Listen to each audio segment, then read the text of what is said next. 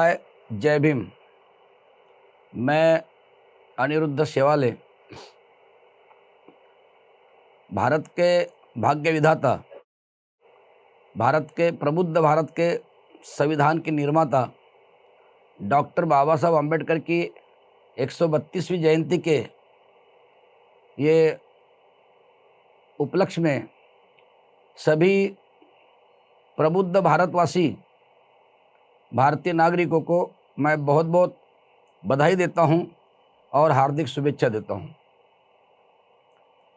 Doctor बाबा साहब अम्बेडकर इस भारत में पैदा होने के बाद जितने भी नेता भारत देश में हुए हैं, सब नेताओं में से बाबा साहब अम्बेडकर का एक इतिहास सबसे अलग है और उसका महत्व भी है, क्योंकि इस देश में पिछड़े जाति में पैदा हुए डॉक्टर बाबा साहब अम्बेडकर को शुरू से ही बचपने से जो कठिनाइयाँ उठानी पड़ी जात के वजह से, ये इतनी कठिनाइयाँ किसी ने उठाई नहीं।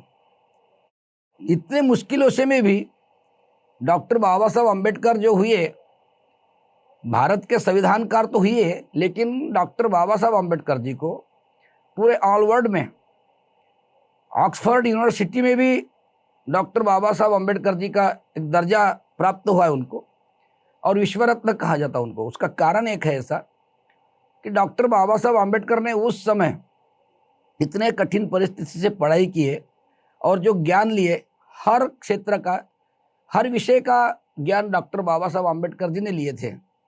MA, PhD, DSc, LLD, DLitt, bar, at law, उस समय इतने पढ़े थे। तो इतनी पढ़ाई अपने देश में किसी की नहीं थी जो डॉक्टर बाबा साहब अम्बेडकर ने जो पढ़ाई की थी।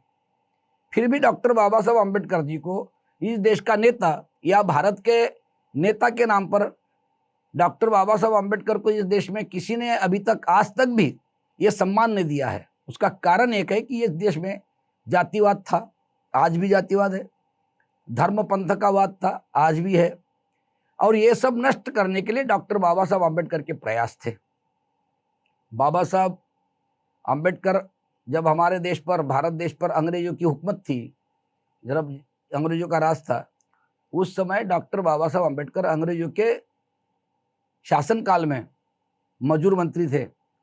और डॉक्टर बाबा साहब अम्बेडकर मजूर मंत्री रहते हुए उन्होंने जो कर्मचारी, जो कामगार 12-12 तास काम करते थे, उन सब कामगारों का काम करने का जो तास था, जो टाइम था, वो 8 घंटे करने का काम डॉक्टर बाबा साहब अम्बेडकर ने किया है। और मजदूरों को उन्होंने न्याय दिए, किसानों को न्याय दिए डॉक्टर बाबा साहब अम्बेडकर जी ने। स्त्री पुरुष समानता का कानून तो कानूनी बना डाला, लेकिन जब डॉक्टर बाबा साहब अम्बेडकर ने पुरुषों के बराबरी का हक स्त्रियों को देने के लिए हिंदू कोड बिल, जब उन्होंने पंडित जवाहरलाल नेहरू जी को कहा था कि मुझे हिंदू कोड बिल यानी स्त्रियों को पुरुषों के बराबरी का समान अधिकार देना है, तो ये उनको विधि मंत्री पद देने तक के और साथ में लेने तक के तो पंडित जी ने हाँ कह दिया था कि, लेकिन जब बाजू आ गई तो पार्लियामेंट में यानी संसद में डॉक्टर बाबा साहब अम्बेडकर को हिंदू कोड बिल का कानून रखने ही नहीं दिया, वो बिल रखने ही नहीं दिया। तो डॉक्टर बाबा साहब अम्बेडकर ने बोला कि मैं रह के क्या करूं, तो बाबा साहब अम्बेडकर ने उस समय इस्तीफा दे दिया। आज परिस्थिति हमारे देश में ऐसी है कि जो लोग डॉक्टर बाबा साहब अम्बेडकर को स्त्री पुरुष समानता के बारे में विरोध करते थे, आज उसी घराने की, राजकारणी घराने की जो महिलाएं हैं, वो आज पार्लियामेंट में है, आज सत्ता में है, आज राजकारण में है। बाबा साहब अम्बेडकर के जाने के बाद आज लोग बहुत उनके नाम, सिर्फ नाम का उपयोग ले रहे, लेकिन उन्होंने जो कहा था, बाबा साहब अम्बेडकर जी ने ये कहा था कि व्यवस्था परिवर्तन यही आखिरी मकसद भीम जी को पाना था। व्यवस्था परिवर्तन यही आखिरी मकसद भीम जी को पाना था। उसके सिवाना इंसान की तरक्की ये भीम जी ने जाना था। दबे कुचले किसान मजदूरों को राज सिंहासन पर लाना था, और यही सच्चा प्रजातंत्र है, सारे दुनिया को दिखाना था। इसलिए तो डॉक्टर बाबा साहब अम्बेडकर को विश्व विद्वान रत्न कहते हैं। विश्व विद्वान रत्न इसलिए कहते हैं कि डॉक्टर बाबा साहब अम्बेडकर ने इतनी जातियां, इतने पंथ, इतने धर्म इस देश में, भारत में रहने के बाद भी एक एकात्मता से पूरे जाति, धर्म, पंथ के लोगों को जोड़कर, इंसानों से इंसानों को जोड़कर संविधान से डॉक्टर बाबा साहब अम्बेडकर जी ने इस देश को प्रबुद्ध भारत बनाने की कोशिश की। इसलिए डॉक्टर बाबा साहब अम्बेडकर ने जो लोकशाही दी, जो प्रजातंत्र दिया, तो डॉक्टर बाबा साहब आम्बेडकर ने जो संविधान लिखा, यही संविधान इस भारत का आत्मा है। जो लोग आत्मा मानते उनके लिए आत्मा है, और जो लोग जान मानते हैं, तो भारत देश को अगर जिंदा रखना है तो ये संविधान जो है, ये संविधान जब तक यहाँ जिंदा रहेगा तब तक भारत देश भी जिंदा रहेगा। वरना यहाँ जाति धर्म के झगड़े होंगे, पंथों के झगड़े होंगे, इंसान इंसान से आज भी तो वही हो रहा है। डॉक्टर बाबा साहब आम्बेडकर का उपयोग इन्होंने सिर्फ वोटिंग के लिए किया है। जो राजकीय पार्टी है, डॉक्टर बाबा साहब आम्बेडकर कहते थे कि समानता, इक्वेलिटी, कोई भी जात का, कोई मजहब का हो। जब आज़ादी, अंग्रेजों ने जब बोले कि अभी हम लोग आपका देश छोड़ के जा रहे हैं, आपको आज़ादी दे रहे हैं, उस समय डॉक्टर बाबा साहब आम्बेडकर ने एक सवाल किया था राउंड टेबल में। पंचमजात राजा थे उस समय। राउंड टेबल में डॉक्टर बाबा साहब आम्बेडकर जी ने एक सवाल किया था कि आप आज़ादी कौन सी दे रहे हैं? देश को तो आज़ादी दे रहे हैं, हमारे भारत देश को तो छोड़ के जा रहे हैं, आप आज़ादी कौन सी दे रहे? डॉक्टर बाबा साहब आम्बेडकर का कहना था कि यह जो पिछड़ा वर्ग है, जिसको इंसानियत हक से जीने नहीं देते, इंसानियत का हक देते नहीं, ऐसे इंसानों को, ऐसे पिछड़े जाति में जो अविकसित है, डॉक्टर बाबा साहब आम्बेडकर ने कभी भी शेड्यूल कास्ट नहीं बोला था, शेड्यूल कास्ट बोला ही नहीं। डॉक्टर बाबा साहब आम्बेडकर ने जिंदगी भर जो बोला वो डिप्रेस्ड क्लास बोलते थे, यानी अविकसित समाज घटक। इस अपने देश में जो लोग शैक्षणिक, सामाजिक, आर्थिक, मानसिक, राजकीय, हर क्षेत्र में जो अविकसित लोग थे, उसको डॉक्टर बाबा साहब आम्बेडकर ये डिप्रेस्ड क्लास बोलते थे, डिप्रेस्ड क्लास यानी पिछड़ा वर्ग। तो आज इन लोगों ने अनुसूचित जाति बना दी है। वो तो ऐसा समझ जाओ कि जितनी जातियां भारत देश में थी, तो डॉक्टर बाबा साहब आम्बेडकर के जाने के बाद भी इस देश में इन लोगों ने ये सब जितनी भी पिछड़ी जातियां है, अविकसित जाति, अनुसूचित जाति में डाल दिए। SC, schedule caste. अब एससी का कोई लोग तो उपयोग ऐसा ही कर रहे हैं, शेड्यूल कास्ट एससी बोले तो क्या होता है, सुप्रीम कोर्ट होता है, फिर सुप्रीम कोर्ट ने न्याय देना चाहिए। डॉक्टर बाबा साहब आम्बेडकर जी ने कानूनी व्यवस्था इतनी अच्छी बनाई है कि इस देश में कोई भी महिला हो, कोई भी स्त्री हो, किसी महिला के ऊपर, किसी स्त्री के ऊपर अगर कोई अन्याय अत्याचार होता है, और भारत के कानून के मुताबिक, अगर डॉक्टर बाबा साहब आम्बेडकर के कहने के मुताबिक अगर वो स्त्री अपना न्याय मांगती है, तो उसमें धर्म कुछ नहीं करेगा, भारत का कानून चलेगा यहाँ। लेकिन कुछ लोग धर्म का कानून चलाते, और धर्म का कानून चलाने के बाद में उन महिलाओं पर अत्याचार होते हैं।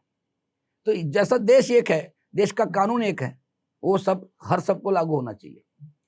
डॉक्टर बाबा साहब आम्बेडकर जी ने हर क्षेत्र की जितनी, मैंने सामाजिक, सांस्कृतिक, आर्थिक, शारीरिक, मानसिक, बौद्धिक, शैक्षणिक, हर क्षेत्र की इक्वेलिटी यानी समानता का अधिकार हर व्यक्ति को दिया है भारत देश में। तो मेरा ये कहना है कि सरकारें बदलते पर व्यवस्था नहीं बदलती। सरकारें तो बदलते पर व्यवस्था नहीं बदलती, और जो सरकार में बैठते हैं उनका सारा झूठा चलता, लेकिन जनता की सच्चाई नहीं चलती।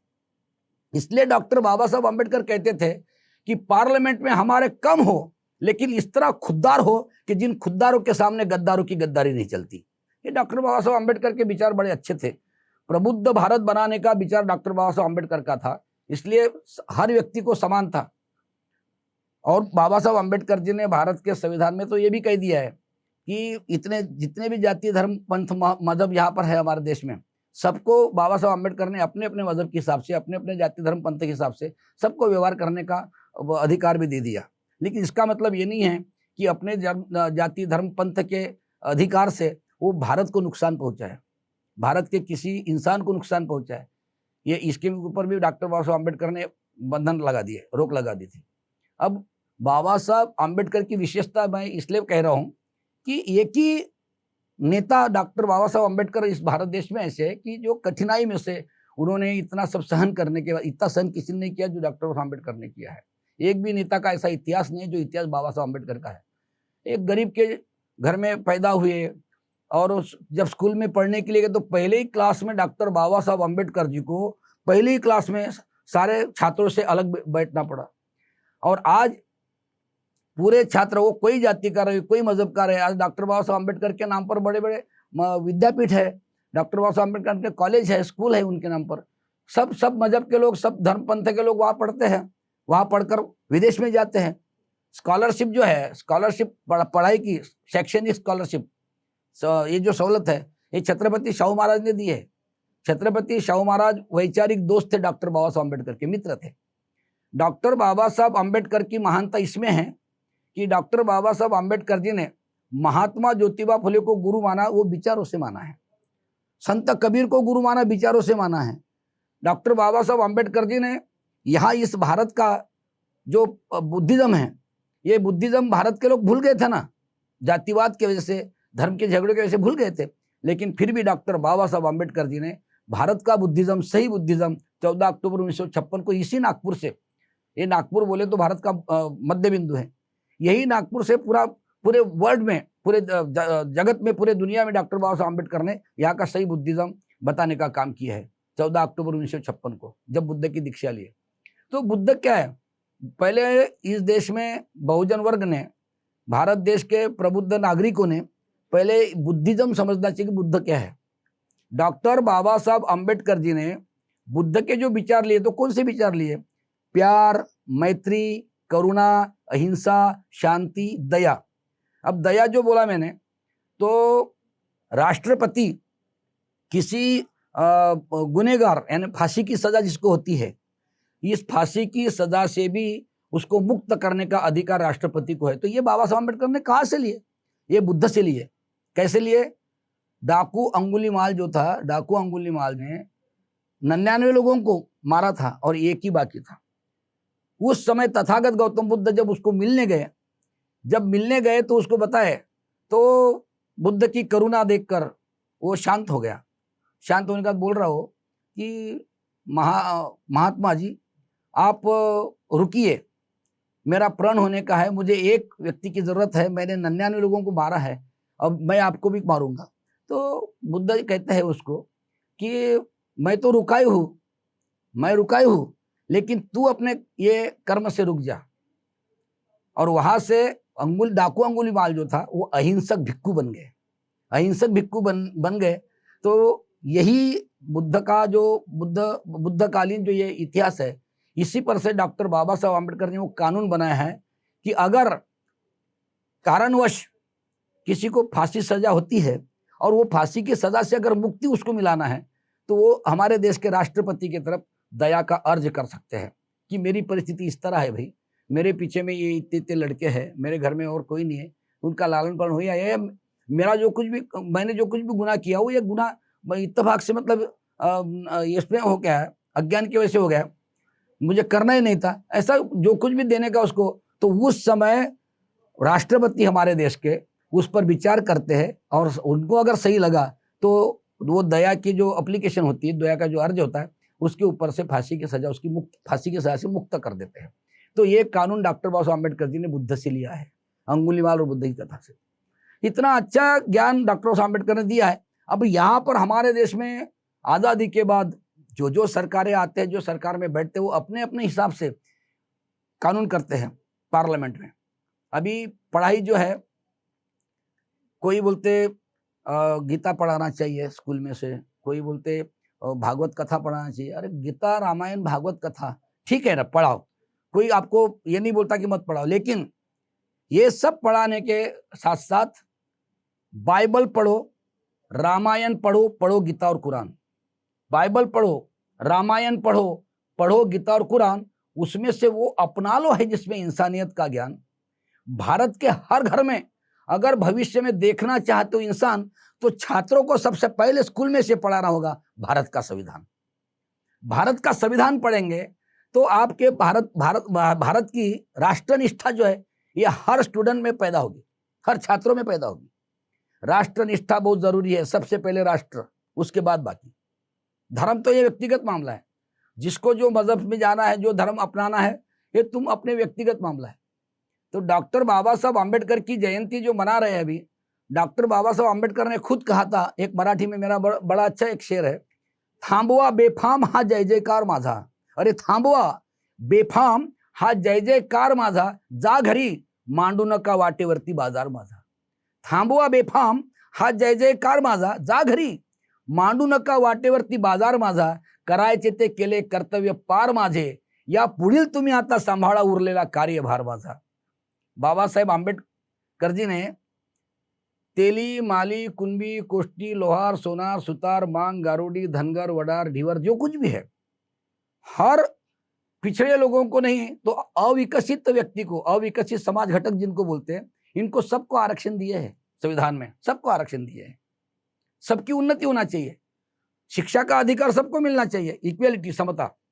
सबसे ज्यादा बुद्ध से अगर बाबा साहब अम्बेडकर ने अगर कोई लिए तो समता लिए है, इक्वेलिटी, समान अधिकार सबको मिलना चाहिए, स्त्री पुरुष कोई भी हो, कोई जाति धर्म का पंथ का कोई भी हो, सबको समान अधिकार से जीना यहाँ होना चाहिए। ये अधिकार डॉक्टर बाबा साहब अम्बेडकर जी ने संविधान से दिए हैं।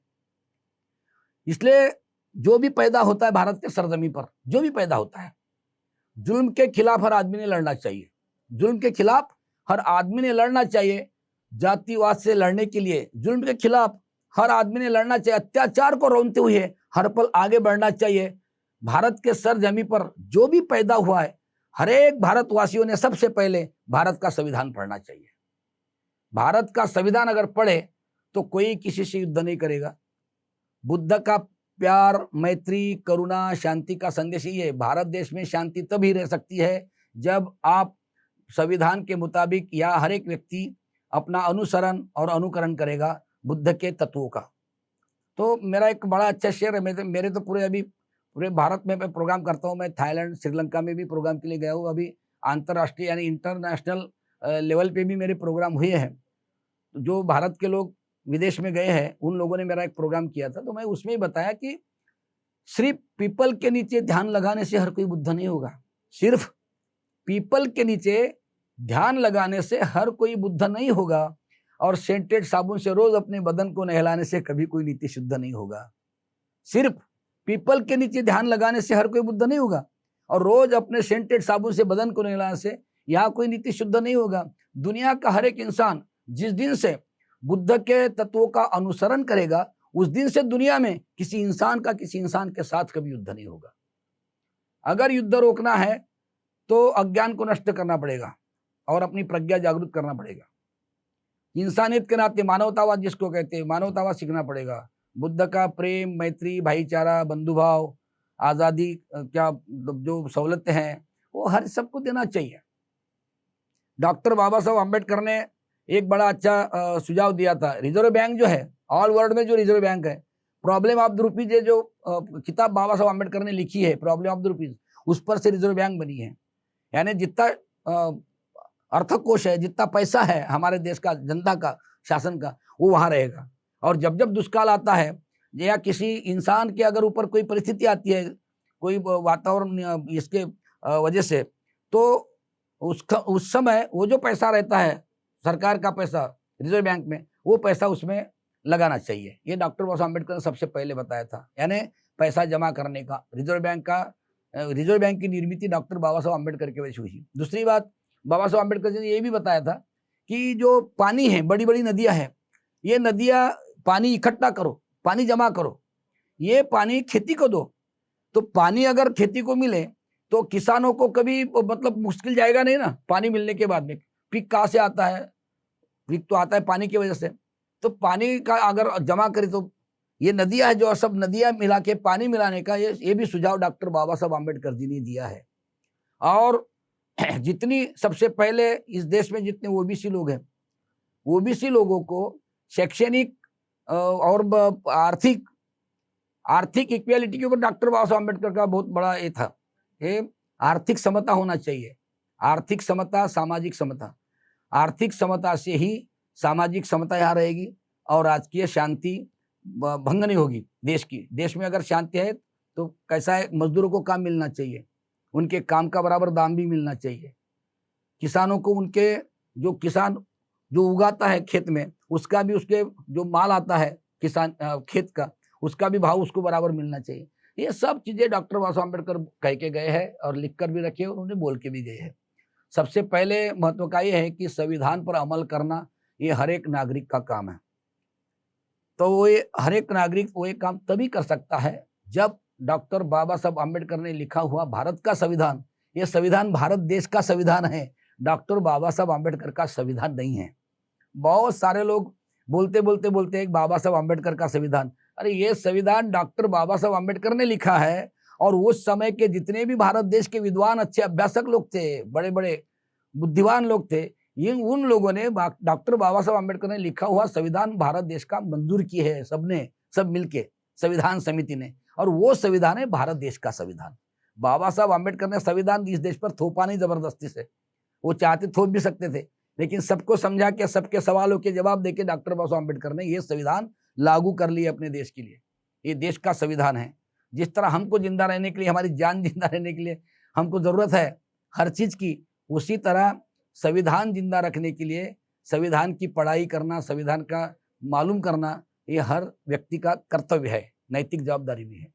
तो मेरा कहने का मतलब ये है कि ये जो देश है, भारत देश में जो डॉक्टर बाबा साहब अम्बेडकर ने जो सुविधा दी है, जैसा बेघरों को घर देना, सब हर विद्यार्थियों को शैक्षणिक अधिकार समान होना चाहिए, उनको किताबें देना चाहिए, उनको पढ़ाई उनकी मुफ्त होना चाहिए, ये सब चीजें जो है ये डॉक्टर बाबा साहब अम्बेडकर कह के गए हैं। बहुजन शब्द की निर्मित गौतम बुद्ध ने की है।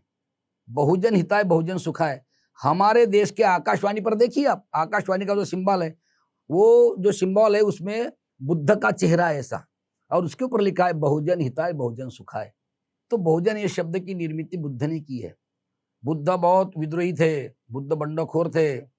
बुद्ध ने सबसे पहले इस देश की अंधश्रद्धा हटाने के लिए, ये इस देश में रूढ़ी परंपरा, जो अनिष्ट रूढ़ी परंपरा थी, इसको नष्ट करने के लिए सबसे पहले बंड अगर किसी ने किए तो बुद्ध ने किए। बुद्ध के बाद फिर यीशु ख्रिस्त हुए, बुद्ध के बाद ही तो मोहम्मद पैगंबर हुए, बुद्ध के बाद सब हुए, पहले तो बुद्ध है ना। तो सबसे पहले मानवता, समता, इंसानियत से जीने का जो हक था, ये देने का काम, स्त्री पुरुष समानता का काम, भिक्षु संघ में महिलाओं को सबसे पहले स्थान, सम्मान अगर किसी ने दिया तो बुद्ध ने दिया है। और वही तो फिर कानून में बाबा साहब अम्बेडकर ने हिंदू कोड में भी बोला था, लेकिन यहाँ के लोग बोले डॉक्टर अम्बेडकर नहीं धर्म बुढ़िया है, नहीं ये राष्ट्रद्रोही है, बाबा साहब का ऐसे लांछन लगाते थे। लेकिन आज हर लोग अपना हक पाने के लिए जो आंदोलन करते हैं, जो संघर्ष करते हैं, हर लोग अभी अपने हाथ में, अपने सीने पे डॉक्टर बाबा साहब अम्बेडकर की फोटो बता रहे हैं। तो डॉक्टर बाबा साहब अम्बेडकर की फोटो बताने से नहीं होगा, और जय भीम जय घोष करने से भी नहीं होगा। डॉक्टर बाबा साहब अम्बेडकर के विचारों का अनुसरण और अनुकरण करना, यही डॉक्टर बाबा साहब अम्बेडकर की जयंती है, ऐसा मेरा कहना है। जय भीम, नमो बुद्धाय, जय प्रबुद्ध भारत।